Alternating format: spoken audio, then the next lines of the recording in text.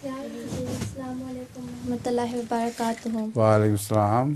میرا نام آمنہ سوسن امجد ہے اور میرے والد کا نام راجہ محمود احمد امجد ہے۔ ٹھیک۔ میں ہنسلو جماعت سے آتی ہوں۔ میرے پاس 2 سوال ہے۔ پہلا سوال ہے کہ سب فرشتے اللہ تعالیٰ کے حکم کے پابند ہیں۔ جب اللہ تعالیٰ نے حضرت آدم علیہ السلام کو پیدا کرنے پر سب فرشتوں کو سجدہ کرنے کا حکم دیا تو ابلیس نے کیوں نہیں مانا؟ کیا وہ ایک فرشتہ نہیں تھا؟ ابلیس فرشتہ نہیں تھا، شیطان تھا۔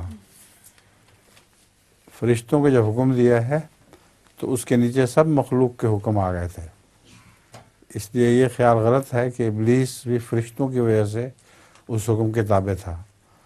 فرشتے ساری کائنات پر حکمران تھے، ان کو جو حکم دیا گیا وہ نیچے مخلوق جتنی تھی وہ سب اس حکم کے نیچے آ گئے تھے۔